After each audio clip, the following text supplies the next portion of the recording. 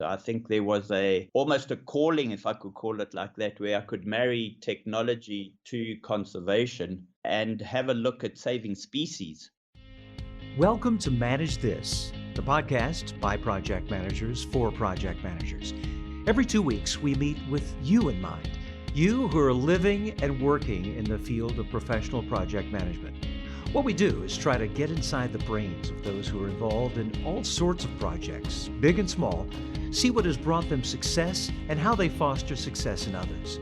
I'm your host, Nick Walker, and here along with Bill Yates, we're going to be talking about, among other things, a project that brought together some of the greatest minds in technology to save a species. Yeah, this is so fascinating to me, Nick, because Doc is going to talk to us about wedding technology with a really serious issue, a very serious passion point for him. And to hear him explain it, this is going to be great. Well, let's meet our guest. He's Doc Watson. For 32 years, he's been part of Dimension Data, a South African tech company. Between 1998 and 2002, he was on the company's board of directors and was responsible for developing the group's global networking services operations and all operations in the UK and Europe. In 2015, he launched a groundbreaking project called Connected Conservation, which uses technology to help eradicate the poaching of endangered species. Doc Watson, welcome to Manage This. Thank you very much indeed. Thank you. Before we get into the specifics of this project that we want to talk about, can we just talk about how big the problem of poaching is? I mean, the figures are staggering. Almost 6,000 rhinos have been killed by poachers since 2008. At one point, they were being killed at a rate of 1 every 8 hours, a rate that, if it persists, means the extinction of the species in 6 years. Why does this tragedy tug so fiercely at your heartstrings? Okay, so I come from the computer world. My passion is wildlife and conservation. To give you your specifics, rhinos are still being killed 1 every 8 hours, which is 3 per day. And if it continues at the rate that it's going by 2025, we will have no rhinos left in this world. And certainly in South Africa. And so I think from my point of view, being passionate about it, I think there was almost a calling, if I could call it like that, where I could marry technology to conservation and have a look at saving species. And I'm sure you'll be aware that there are 7,000 species around the world that are endangered currently. This is just looking initially at Africa, where we want to save not only rhino, but also the elephant, pangolin, which is the scaly anteater, as well as lion. And those are all highly endangered animals currently in Africa. Doc, this passion of yours goes way back, right? I think I've heard you speak and say that you traveled the world just to understand endangered species and their habitats better. How far back can you recall when this really became a passion point for you? So I think it's always been a passion point for me. I think ever since I've been growing up, I've been building game farms with paper mache. I've been building domesticated farms. I've got all these plastic toys and always participated in things like that. So it's really gone back to when I was a little chap, growing up effectively, and been passionate about going to private game reserves, national parks, wherever I can go. And I've done that since probably the age of 5 years old. It's a bit difficult for me to remember that far back now, being in my maturing years, I suppose, but it does go back a long time. We're going to talk more about the project in just a second, but I want to hear a little bit about Dimension Data and some of the work the company has done worldwide. Yeah, so I think once again, I've been very fortunate to be one of the founders. My best friend and I met 49 years ago when we started high school together, and we've been best friends ever since. And we always chatted about going into business together with a third guy that was at school with us as well. And we started up in the technology space in 1983, where the company began effectively locally in South Africa. From there, in 1996, we decided to globalize the company. And we went global, not really knowing what it was all about, but then acquired various companies around the world. And currently, we're in 47 countries around the world. and we employ 30,000 people. In 2010, we were totally bought out by a company in Japan called Nippon Telegraph and Telecommunications, NTT. They subsequently own us and have been an amazing partner to us, left us alone to get on with our business. But effectively, we're getting much, much closer now. We're integrating companies, and as of the 1st of July, in fact, we'll be known as NTT Limited.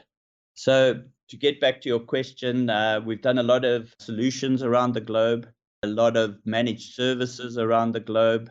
The company itself does in the region of $8.5 billion US, employs 30,000 people, and exists in 47 countries around the globe. And with the integration, as of the 1st of July, we'll be present in 57 countries around the globe.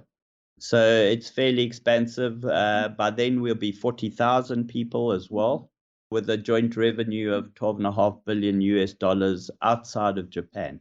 That's phenomenal. Doc, one of the things that intrigued me about the project that we're going to speak on, the rhino preservation, one of the thoughts that gave rise to this, I believe it was some early work that your company was doing with the Tour de France. Can you describe that? You went from tracking cyclists to tracking those who may want to impose on a rhino. How did that come about? Yeah. So in the technology world, there's a term called IoT, which stands for the Internet of Things. And Dimension Data, as a global company, started off the Internet of Things in Australia, where we looked at connected healthcare. And what we did was, it was primarily, revolving around giving a patient a better experience in a hospital once they were admitted. So on admission, they were given an iPad, and they would have access to their surgeon, to the pharmacy, to your television stations, to the kitchen, of course. But the most important two areas were, one, it gave you a write-up on what your operation was all about, and then two, your post-operative recovery. So that just gave the client a better experience, your patient.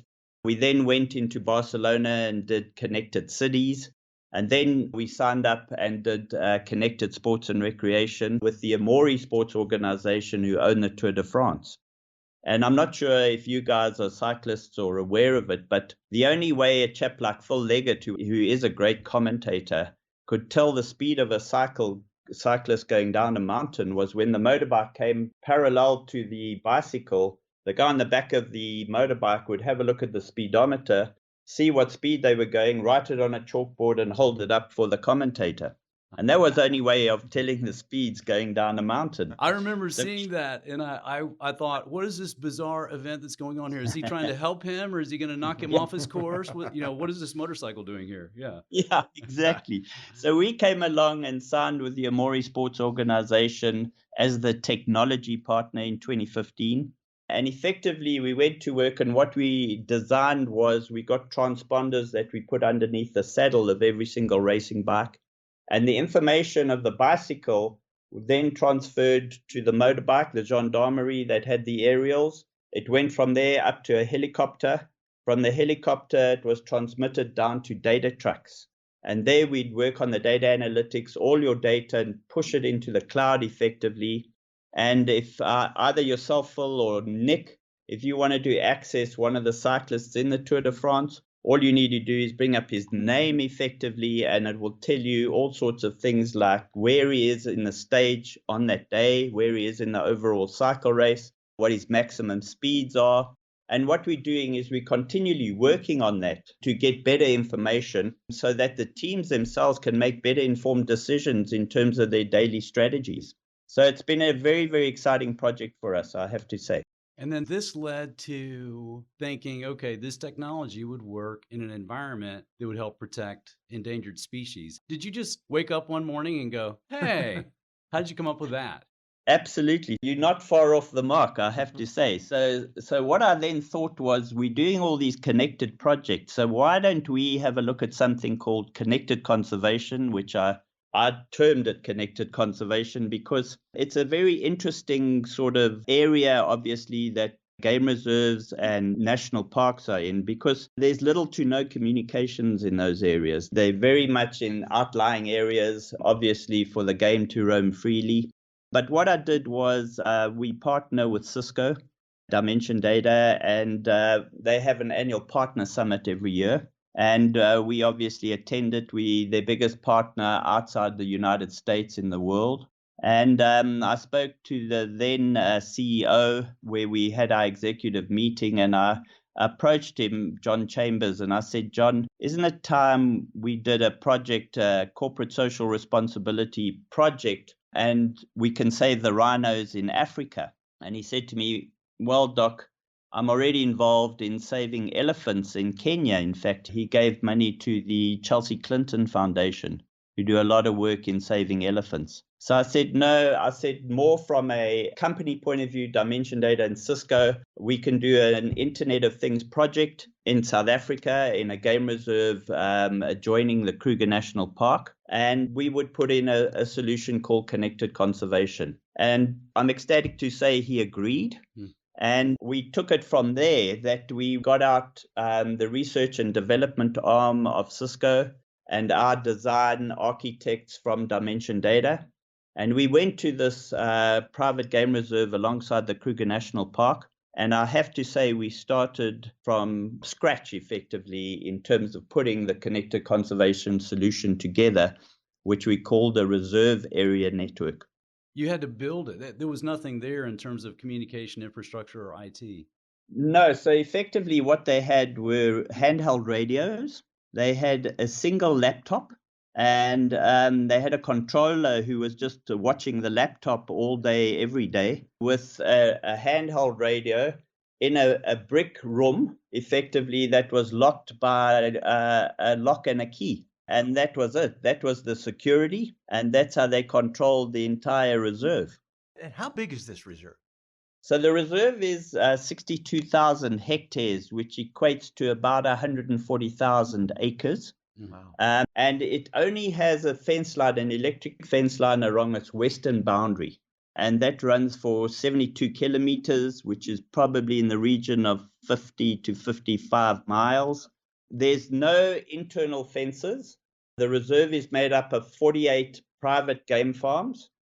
And on its eastern boundary, there is no fence line between the reserve and the Kruger National Park. So the game roams freely between the Kruger National Park and this private game reserve. And what was the solution? How did you guys implement? Because what you're about to describe is proactive, which is quite different. So tell us about the solution. So you're making probably the most important point on this call. Our solution is very different to a lot of other solutions in Africa. Ours is the only proactive solution. And what I mean by proactive is effectively what we are doing is we're creating a safe haven for the animals to roam freely. And we're protecting the land against illegal people. Right. And those illegal people are effectively the poaching syndicates that come in. So it is a proactive solution where we do not interfere with animals at all. And that's why at the beginning of this conversation, what I mentioned to you was we are saving species.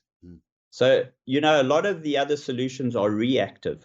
And what we mean by that is a lot of the time they go up in a helicopter, they dart an animal with a tranquilizer, as an example, a rhino. And then what they do is the team on the ground gets to the rhino, they blindfold it, they drill a hole in the horn of the rhino and put a sensor into that. But that sensor has to speak to another sensor. And so they cut the subcutaneous layer in the rear end of the rhino and put another sensor in there. So the sensors are now speaking to one another. The problem with that is when the sensors stop speaking to each other, the rhino horn has either been hacked off or the animal is dead. It's too late. And it's too late. So that is purely reactive. So what we are actually doing in our solution is we are tracking humans. So we do not interfere with the animals at all. How do you track the humans? It is brilliant. It's a brilliant solution. You flipped the issue. And so how do you track and know who's friendly and who's not? So let me quickly explain the technology around the reserve. So what we have is the 62,000 hectares effectively, which is 140,000 acres. We have a 72-kilometer electrified fence on the western boundary. We have 4 entry points into the reserve. 3 of which are both vehicle and pedestrian, and 1 pedestrian entry point. At these entry points, we have local area networks with Wi-Fi, wireless technology. We have CCTV cameras, and we have biometrics. And every single vehicle, and that is 1 vehicle, enters our reserve every 3 minutes. That can be anything from a tourist to a landowner to a permanent staff member to a contractor to a supplier. They come in, they have to supply their ID numbers, their identification numbers, as well as their registration plates on their vehicle. We have linked to the national database, and we access that to see whether the motor vehicle has been stolen or whether the individual is a criminal or not.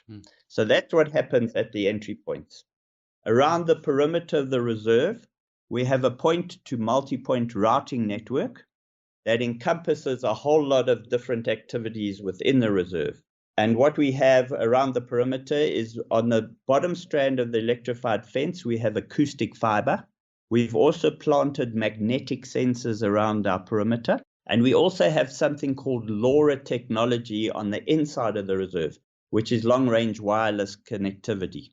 And that gives the game rangers better communications between one another. And all of that then comes into a control room. And we have 2 controllers looking at 36 screens, 7 by 24 by 365 days. So the days of a handheld radio have gone out the window effectively. Yeah. And one thing I did miss out on, I apologize, is that we have thermal cameras as well. And the thermal cameras are placed at high intensive zones around the fence line. So what we're doing is that all comes in, you're watching and seeing thermal imaging come in where we've actually intercepted poaching syndicates and arrested them. But what they're doing is they're monitoring this on a 7 by 24 by 365 days, and they're communicating with ranging teams that are patrolling 7 by 24 by 365 days. As well as that, we've given the warden and the head of security mobile control rooms. So we've put a router into an SUV effectively, given them an iPad, and the 36 screens that they're seeing in the control room are now in their vehicles when they are traveling around the reserve as well. So we've had that is basically the solution that we have. We've tested drones, and a lot of people ask about drones. The problem or the issue with drones is you can't really keep them up in the air just for surveillance. I think they'll play a role down the line, but that just doesn't make sense yet. A project of this magnitude obviously has to have a lot of stakeholders, I would assume. Who are the stakeholders involved in this? Yeah, that's a good question as well, Nick. Currently, it is Dimension Data and CISCO, where we funded this entire project as a corporate social responsibility project, which we're quite passionate about. But those are the 2 stakeholders currently. Just to mention, it is a pilot project. It's work in progress, if I could put it like that. We're always testing new products to make it a better solution and stay one step ahead of the illegal people that enter the reserve. So it continually tests so we can put great solutions into other parts of Africa, which we've started doing as well. Was there any opposition to this project among locals or businesses? Did you face any of that at all? No. In fact, people grabbed it with open arms. They're incredibly appreciative of what we've done. I think, Nick, to tell you that where it's a massive plus is effectively we've educated part of the communities and they've been offered jobs. So that has gone a long way to helping the communities around the reserve get jobs, because if you have a look at something like the Kruger National Park is 2 million hectares, which is the size of Wales, to give you an example. They employ 2,000 people. The private reserve where we put the solution into, which is 62,000 hectares, which is, I think, am I right in saying a 60th of the size of the Kruger National Park, plus minus?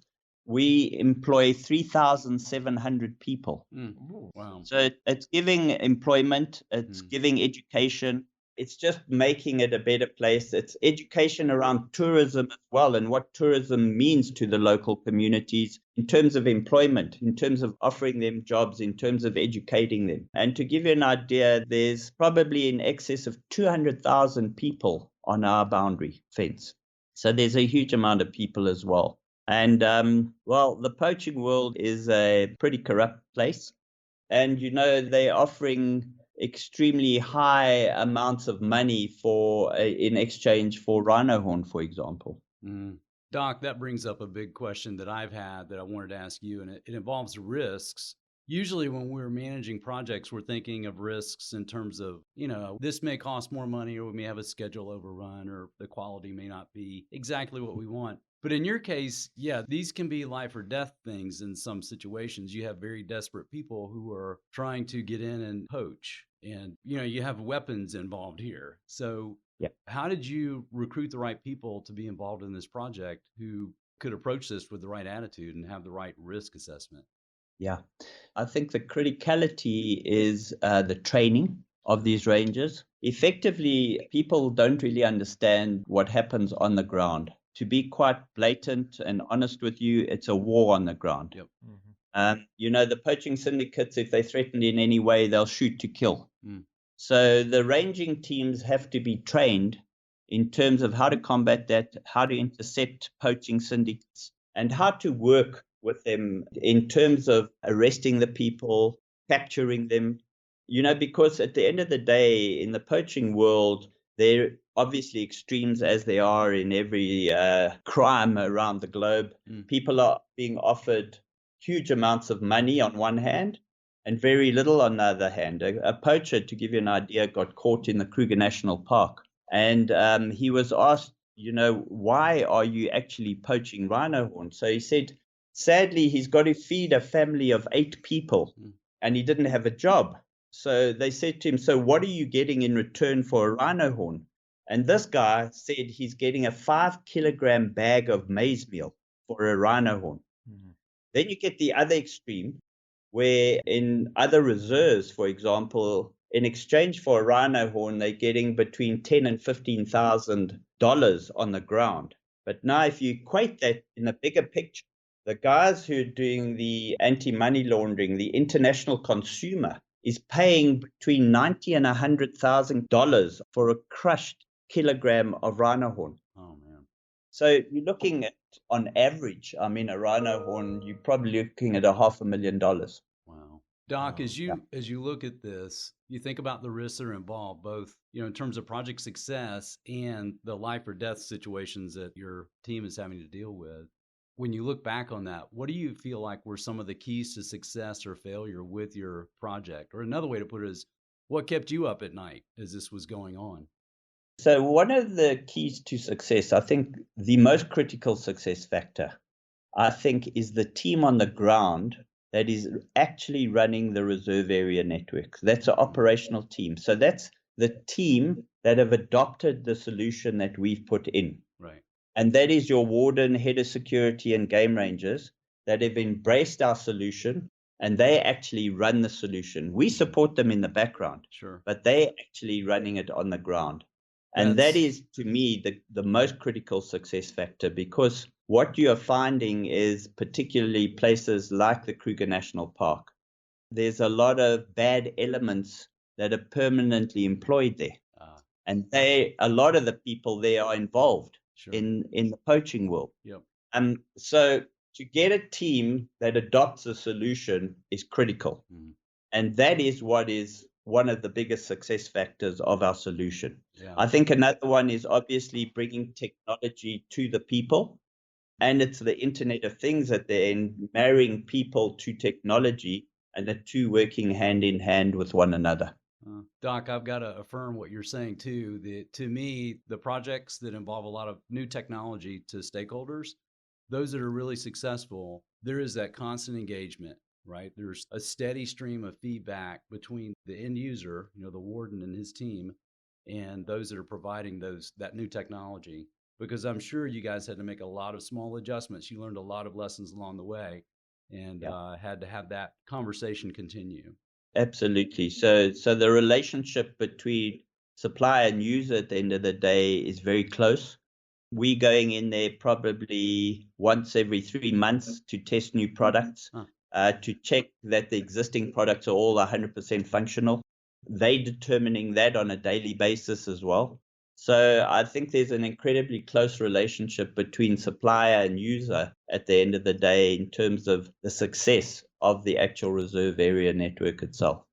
There's something I need to ask you. What makes them so valuable? Why do Nick, people that want is the rhino no, horns in the it's a first brilliant place? point.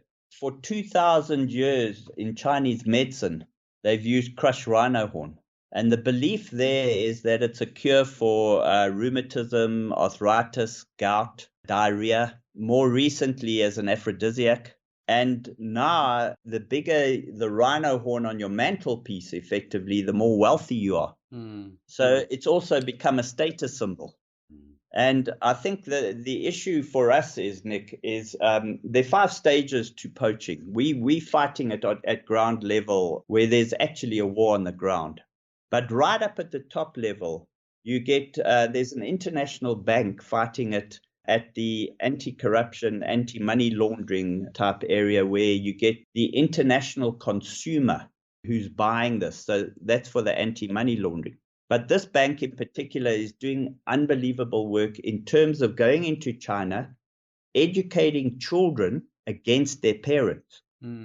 So getting them to believe that tourism is an amazing thing and the medicinal value of a rhino horn is absolutely zero. I mean, a rhino horn the medicinal value is exactly the same as your fingernail. Right. That's what it is. It's keratin at the end of the day. There's zero medicinal value whatsoever to it. There was a minister, I think, in the government in Vietnam who took crushed rhino horn and said it cured his cancer. And it was purely coincidental that the guy was free of cancer, sadly. When I say sadly, I mean that, it coincided with him taking crushed rhino horn. And now that's the belief, which is ludicrous at the end of the day. Right. It's just seriously not correct. Doc, one question that we enjoy asking folks like you who have been through extraordinary projects, if you had it to do over again, what would you do differently?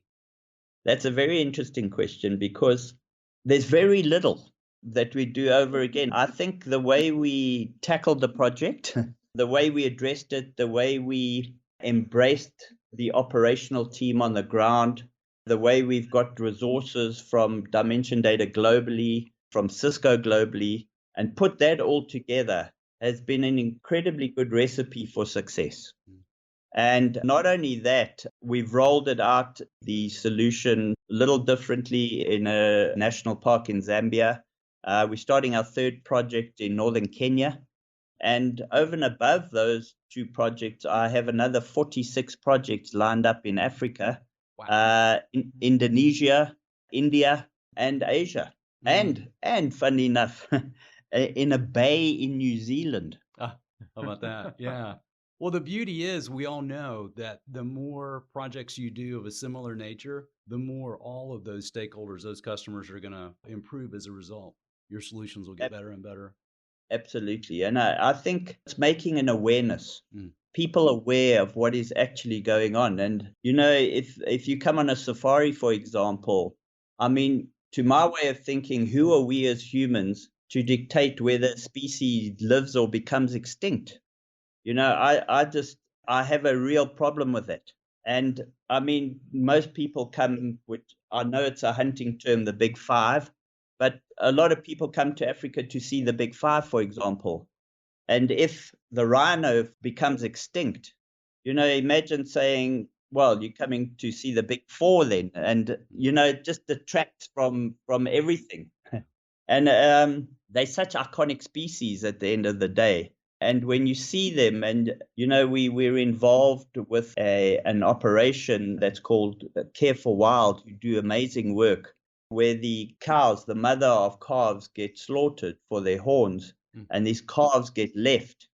They get airlifted to this place, and these people care for these young calves who cry like babies, and they need 24-hour care, where they got helpers that come in and care for them 24 hours a day. And what they do is they bring them back to almost normality. And then once they grow to a reasonable age, we reintroduce them back into the wild. And they do tremendous work, and we work hand in hand with them as well. So you've got people who are trying to make the rest of the world aware of the issues and problems we're facing with the poaching world. It's great to hear about all that your company is doing. Now that you've made us aware of the problems and the projects helping to solve this, how can we help? How can our listeners help? I love that question, Nick. And at the end of the day, what I've done is I've set up a foundation for nonprofit. So we do not make one single cent out of these projects. Sadly, and quite rightly so, we cannot expect people like Dimension Data and CISCO to fund every single one of the projects out there. So, we would love to bring people to show them what we've done.